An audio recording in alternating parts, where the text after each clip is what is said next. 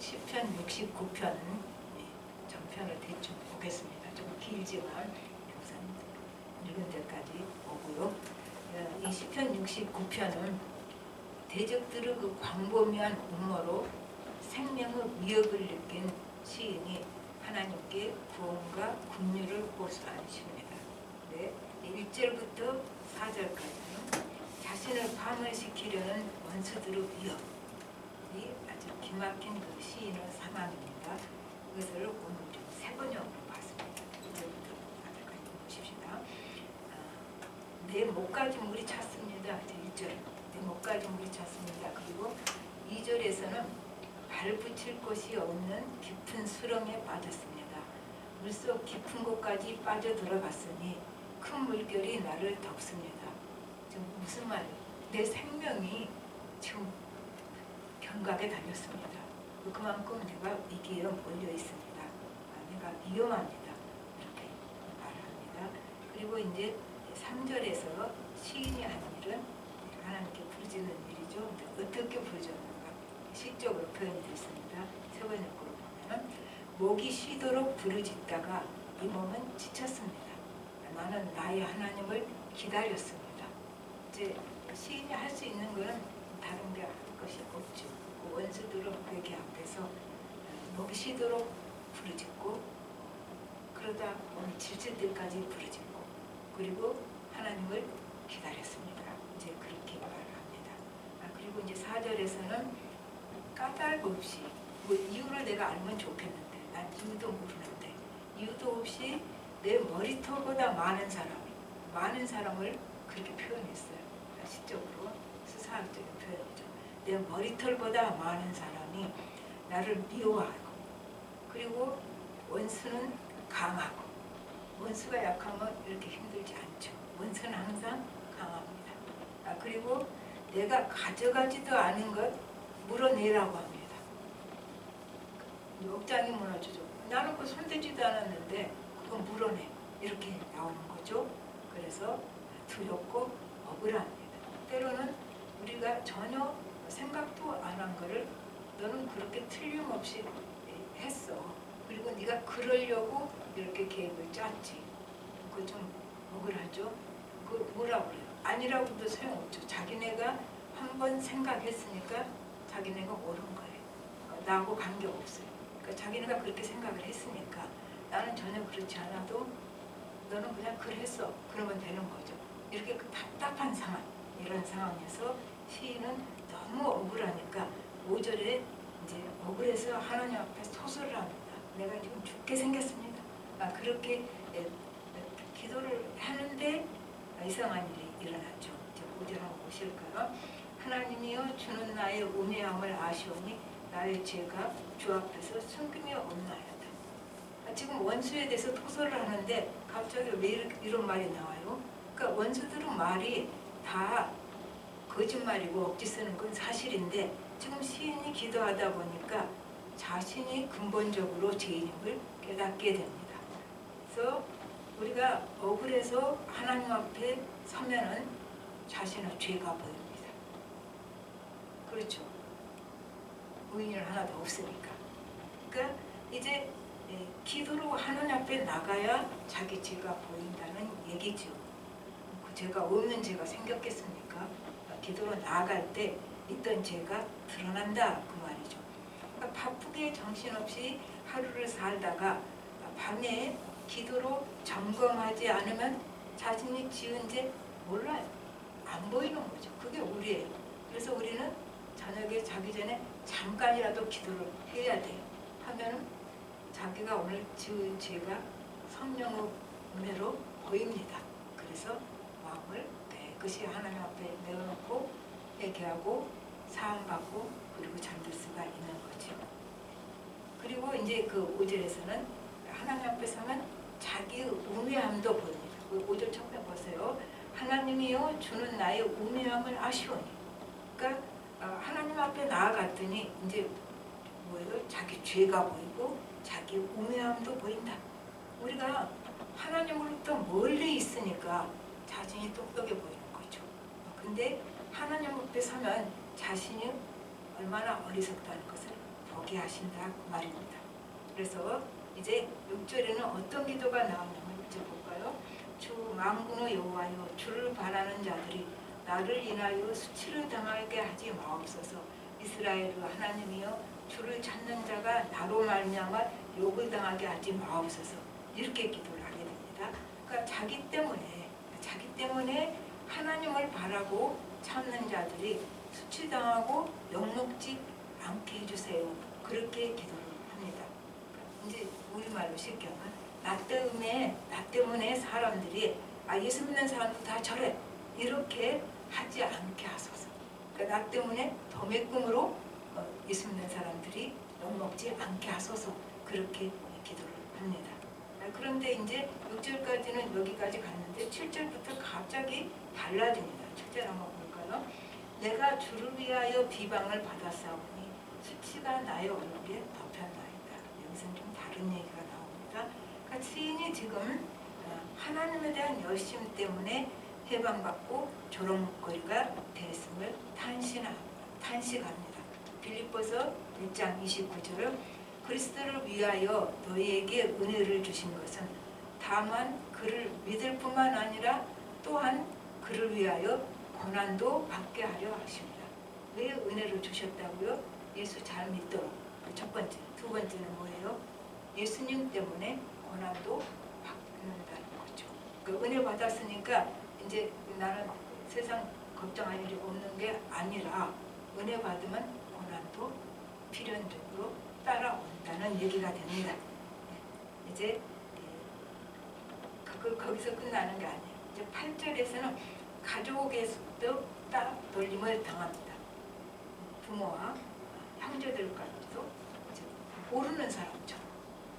그 말은 모르는 사람처럼은 아니고 거리가 멀어진 거예요. 쟤는 이상한 애야. 그래서 이제 모르고 이렇게 따돌림을 당하게 된 겁니다. 그리고 이제 9절에서는 내가 주의 집에 대한 그 열정을 가졌더니 그 열정 때문에 주를 비방하는 자들이 나를 비방한다. 그 말입니다. 그러니까 하나님을 비방하는 자들이 나도 같이 비방합니다. 왜냐하면 내가 하나님 쪽에 섰기 때문에 그렇게 되는 거죠. 10절부터 11절까지는 내가 금식하고 배원 있고, 이 말은 뭐예요? 금식하고 배원 있고는 자기를 낮추고 회개했다는 얘기죠. 자기를 낮추고 회개를 했더니 이게 이제 망신을 주는 거죠.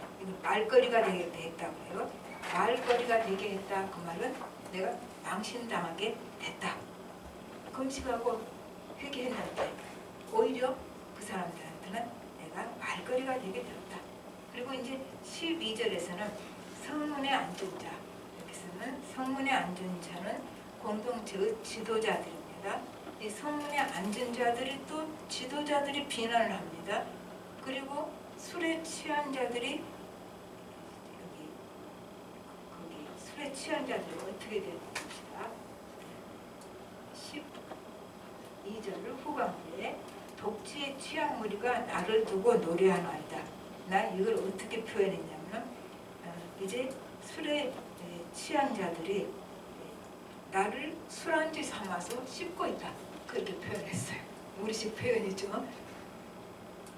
아니 자기가 지금 뭘 잘못했다고 술안주 삼아서 자기를 씹어요.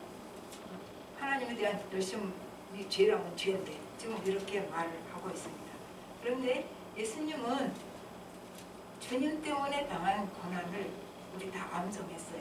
마태복음 5장 11절 12절 나로 말미암아 너희를 욕하고 박해하고 거짓으로 너희를 거슬러 모든 악한 말을 할 때에는 너희에게 복이 있나니. 이게 왜 복이에요? 근데 하나님 안에서는 이게 복이 된 거죠. 복이 있나니 기뻐하고 즐거워하라. 하늘에서 너희 상이 큼이라. 너희 전에 있던 선지자들도 이같이 박해하였느니라. 예수님께서 이렇게 말씀을 해주십니다. 그런데 우리 여기에 함정이 있어요. 이 말씀에. 왜 그런가 하면 자기가 남을 배려 않고 제 마음대로 그 사람 입장 생각하고 행동하고 그래서 사람들 힘들게 해가지고 자기가 당하는 고난을 내가 하나님을 위해서 고난당한다고 이렇게 말을 하면 하나님이 좀 어처구니가 없으시지 않을까? 우리도 어처구니가 없잖아요. 자기가 잘못해서 지금 고난당하지 무슨 하나님 위해서 고난당하는 거야? 이렇게 되는 거잖아요. 그러니까 이게 꼭 우리는 자꾸 가르는데 세상과 하나님과 다 세상에서 사는 예수 믿는 사람이 하는 일은 다 하나님 일이에요. 그러니까 그런 뿐만 아니라 교회에서 하나님 일을 한다고 하면서 지 성깔대로 해가지고 지가 죄짓고 힘들어지면 내가 하나님 때문에 고난당한다고 하면 안 된다는 얘기가 되는 거지요. 그리고 이제 13절부터 17절까지는 하나님께 간구를 합니다. 13절 한번 보십시다. 13절에 여호와여 나를 반기시는 때 내가 주께 기도하오니 하나님이여 많은 인자와 구원의 진리로 내게 응답하소서 이렇게 기도를 합니다. 그러니까 하나님은 한결같은 사랑, 인자죠. 하나님과 진리의 말씀, 구원의 말씀으로 응답해 주십시오. 그러니까 이거는 하나님 위해서 당하는 고난뿐만 아니라 내가 잘못해서 나 때문에 당하는 그런 고난도 하나님의 사랑과 신실하심의 근거에서 기도하는 거죠. 그렇잖아요. 그러니까 우리가 하나님께 기도하는 것은 하나님 나를 사랑하신다는 그 근거가 있지요. 그리고 하나님은 신실하시고 배신하셔서 없는 페이트 이쁘신 분. 이제 그러기 때문에 이것을 근거로 기도를 한다는 얘기입니다. 물론 주를 위해서 당한 고난 때도 기도를 하지만 나 때문에 내 죄 때문에 당하는 고난도 우리 기도 근거는 하나님은 사랑이다. 이렇게 말할 수 있습니다. 이제 14절부터 17절까지는 조금 요약을 해볼게요. 하나님 나를 좀 건져주시고 그리고 주의 은혜를 베풀어 주셔서 내게 속히 응답해 주세요. 그리고 우리가 기도하는 거 아닌가 싶어요. 많은 사람들이 천천히 응답해 주셔도 좋으니까 하나님 생각나면 응답해 주세요. 누가 그렇게 기도해요? 다 급해요. 기도할 때는 빨리 지금 응답하기를 바라는 거죠.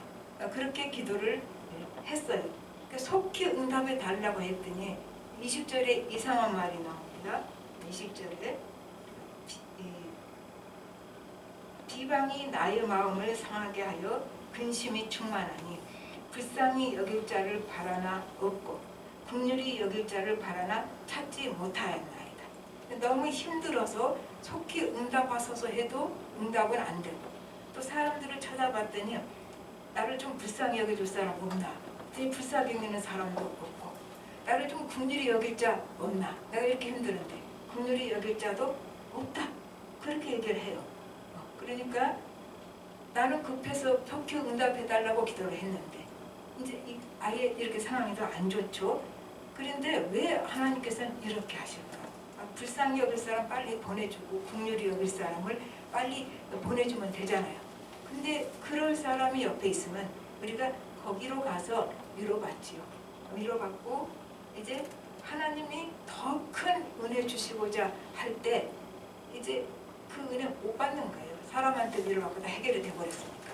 그래서 때로는 하나님께서 큰 은혜 주시고자 할 때 내 발을 디딜 틈도 안 주시고 그래서 하나님이 굉장히 냉정해 보일 때도 있습니다. 그러나 이것은 하나님께서 너는 더 큰 은혜를 받아야겠다. 그 더 큰 은혜가 뭐예요? 너 여태까지 예수 믿는다고 기도했지. 그런데 왜 그렇게 거짓말 크리스찬이냐? 그러니까 너는 거짓말 크리스찬 아니고 진짜 예수 믿는 사람이 되어야 한다. 그 사인일 수도 있는 거예요. 어쩌면 이렇게 내 발 디딜 틈 하나도 안 주십니까? 그런데 너는 진짜 크리스찬 되어야 된다. 예수 믿고 오래됐는데 어찌 그렇게 세상 삶하고 똑같이 사냐? 왜 이렇게 믿음이 삶으로 나타나질 않고 삶으로 바꿔지질 않느냐? 이런 사인일 수도 있다. 그 말이죠. 그래서 이제 이렇게 사인을 주실 때는 정말 우리 또 이제 코너에 뭐라 붙였다고 말도 하죠. 난 오히려 발 디딜 틈도 주지 않았다. 그 말이 더 좋은 것 같아. 그래서 하나님이 거기서 내가 바라볼 데가 없으니까 하나님만 바라보고 그리고 하나님 주시고자 한 은혜를 받게 되는 거죠. 또 그리고 이제 7절과 9절 시작을 할 때요. 시인의 고난이 주님 때문에 당하는 고난이라고 분명히 말을 했어요. 그리고 주님 비방하는 자들이 자신을 비방한다고 말을 합니다. 그 두 구절에서 그렇게 나와요. 그러면 주님 때문에 당하는 고난은 어떨까요? 하나님이 너 고난 당해라 그러신 건 아니고 주님 때문에 당하는 고난은 주님이 함께 당해주시는 고난입니다. 그러므로 그때 이제 그 하나님이 함께 고난을 당해주시기 때문에 그때 우리에게 부으시는 그 하나님의 사랑과 위로가 내게 스며들면 어떻게 돼요? 내 마음에 기쁨과 감사가 넘치게 된다 그 말이죠. 그러니까 주님 때문에 당하는 고난 속에는 기쁨과 감사를 누릴 수 있도록 하나님이 은혜를 넘치도록 부어주신다는 얘기입니다. 이게 사도행전 5장 41장 이제 사도들이 매맞고 나오면서 하는 말. 사도들은 이제 그 이름을 위하여 능력받는 일에 합당한 자로 여기심을 기뻐하며 그렇게 왜 그 말이 나와요? 예수 이름으로 능력을 당할 때 하나님 주시는 기쁨이 있었고 감사가 있었던 거예요. 왜요? 주님이 함께 하셨고 주님이 그 고난을 같이 당해 주셨기 때문에 주님의 임재를 느낄 수 있는 고난이었기 때문에 그거를 오히려 나를 이렇게 주님 이름 위해서 능력 당하기에 합당한 자로 여겨주셨네? 그것을 기뻐하면서 공의 앞을 떠나게 되는 것을 사도행전 5장 42절은 이렇게 표현을 해주고 있습니다.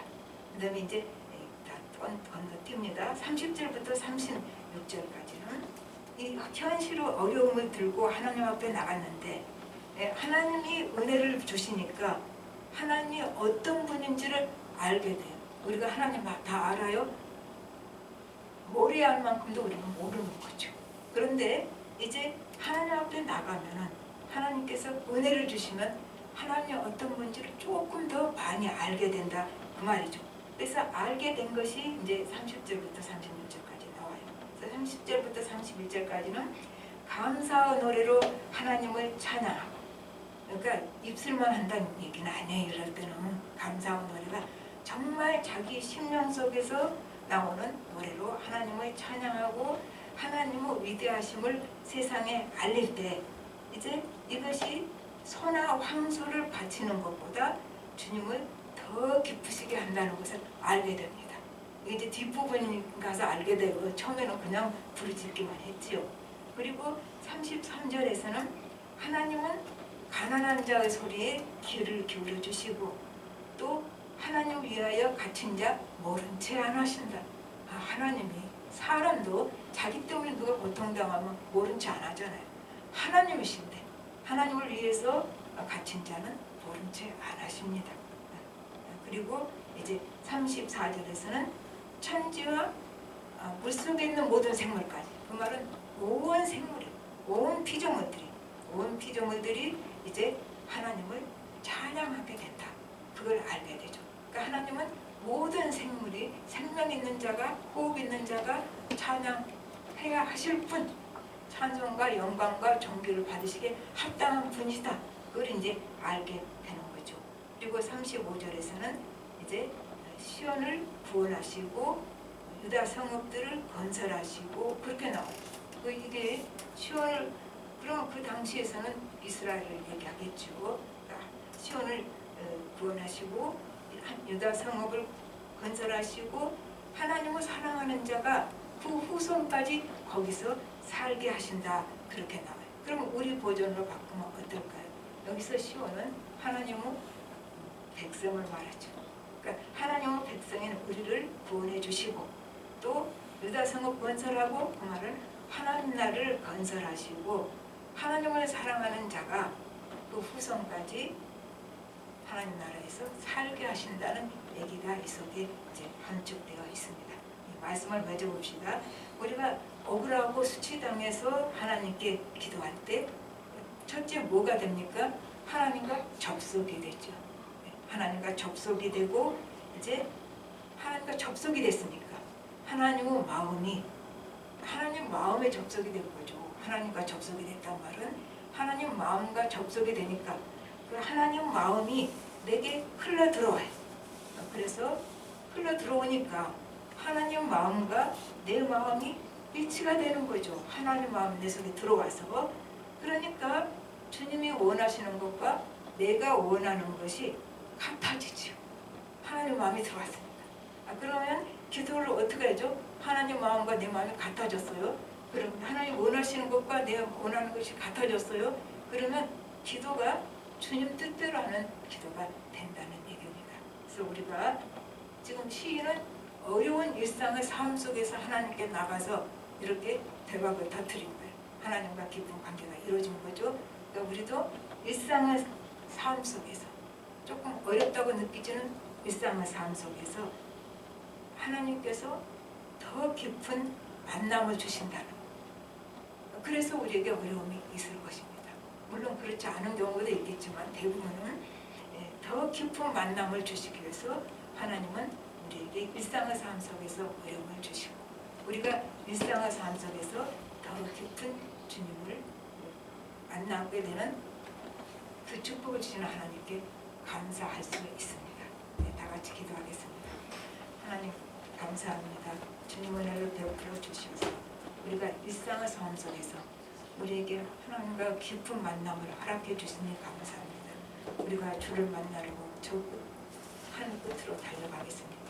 우리가 주를 만나려고 어디로 달려가겠습니까? 주를 만나려고 달려가는 곳이 바로 우리 일상의 삶인 것을 압니다. 우리 일상의 삶은 갇힌 곳이 아니고 그 일상의 삶 속에서 하나님과 무한한 접속이 이루어지고 그 일상의 삶 속에서 하나님과 깊은 관계가 이루어지고 일상의 삶 속에서 하나님의 은혜 속에 들어가서 우리의 더 신앙이 깊어지고 이제 영성이 깊어지는 그러한 축복을 내려주시옵소서. 모든 말씀 예수님으로 기도합니다. 아멘. 여러분 생각